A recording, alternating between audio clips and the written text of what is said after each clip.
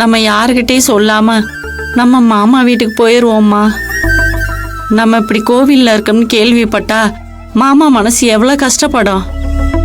என்கிட்ட ஒரு வார்த்தை சொல்லலேன்னு சொல்லி அவர் மனசு உடஞ்சு போயிட மாட்டாரா? அவருக்கு நம்ம அந்த கஷ்டத்தை கொடுக்கணுமா? சொல்லு. வா தங்கா, நம்ம போயிடலாம். மா, இப்பவும் சொல்றேன், நம்ம மாமா வீட்டுக்கு போறதில்ல. என்ன ஆனாலும் நம்ம மாமா வீட்டுக்கு போக கூடாது. ஆனா நீ சொன்ன மாதிரி நம்ம மாமா கிட்ட விஷயத்த சொல்லிடலாம். அதை மட்டுமாவது பண்ணு.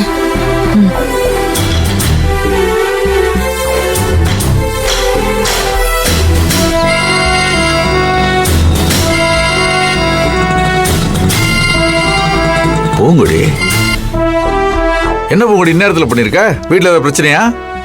வீட்டுல இருந்தாதானே மாமா பிரச்சனை வர்றதுக்கு. அப்பா எங்களை வீட்டை விட்டு அனுப்பிட்டாரு.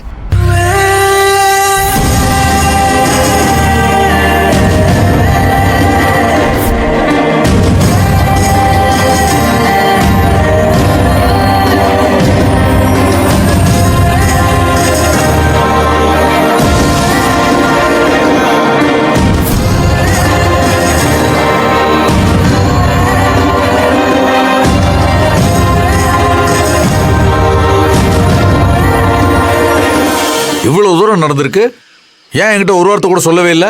இல்ல மாமா, ஏற்கனவே நான் சொன்னதுதான். அப்பா என்ன கஷ்டப்படுத்துறதா நான் நினைக்கவே இல்லை. அவர் எனக்கு வாழ்க்கையை கத்து கொடுக்கறாரு. மாமா, இப்ப இந்த பிரச்சனையை சரி பண்றதுக்கு உங்களால மட்டும்தான் மாமா முடியும். நான் என்ன செய்யணும் சொல்லு. நான் சொல்றத மட்டும் கொஞ்சம் பண்றீங்களா? என்ன சொன்னாலும் செய்றேன். சொல்லு, என்ன செய்யணும்?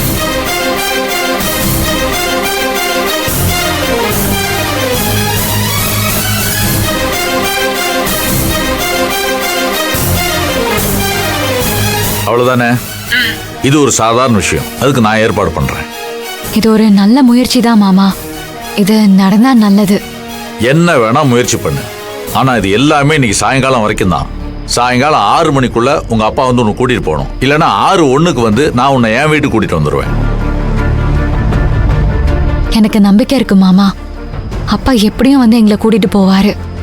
சரி, நீ சொல்றத நான் கேட்கறேன்ல, அதே மாதிரி நான் சொல்றது நீ கேளு. சாயங்காலத்துக்குள்ள அவர் வரணும். அப்படி வரலன்னா சாயங்காலம் வந்து என் வீட்டுக்கு கூட்டிட்டு போவேன். ஓகேவா? கண்டிப்பா அப்பா வந்து எங்களை இங்க இருந்து கூட்டிட்டு போவாரு. சரி.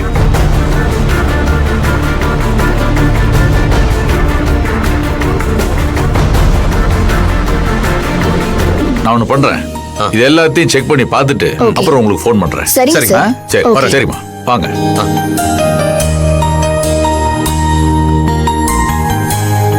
வணக்கண்ணே. வா முருகேசா. நீங்க சொன்ன மாதிரி வேலையை பக்காவும் முடிச்சு அமிச்சிட்டேண்ணே. எப்பப்பா? ஒரு 1/2 மணி நேரத்துக்கு மேலே ஆயிடுச்சுண்ணே. எனக்கு வரவே இல்லையே. நீங்க செல்லை ஆன் பண்ணாதானே தெரியும். அப்படியா? ஆமாண்ணே. ஓ, ஆமா ஆமா, சாரி.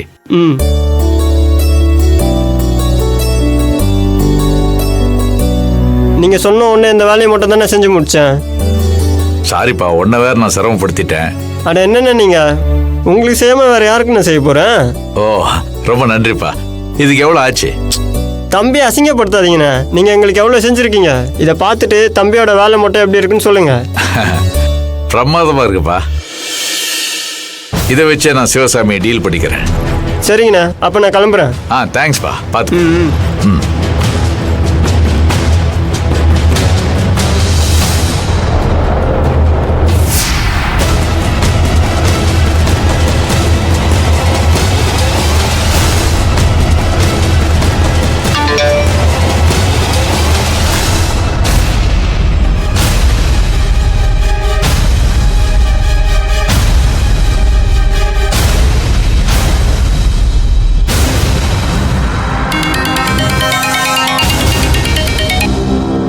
அம்மாடி அர்ச்சனா.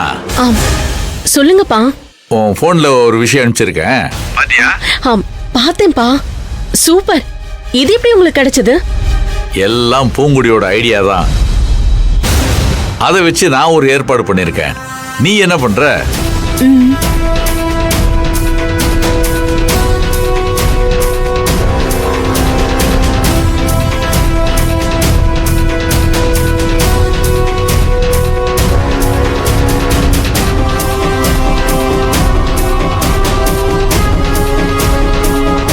சரியா? நீங்க கவலைப்படாதீங்கப்பா, இதுக்கு மேல நான் பாத்துக்கிறேன். சரிம்மா சரிம்மா, அப்படியே செஞ்சிரு. சரிப்பா, வைக்கிறேன். சரி வச்சிடுறேன்.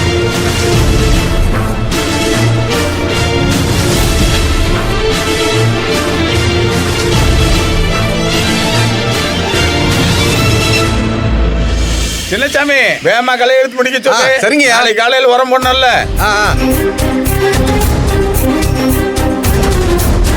பாப்பா, உரக்கடைக்கு போய் லோடு ஏற்றி விட்டு வந்துடலாம். சரிப்பா. ஏய் பா, பெரியவனே, என்னவா உன் சம்சாரத்துக்கு வயக்காட்டுக்கு தேடி வந்துட்டு இருக்கா?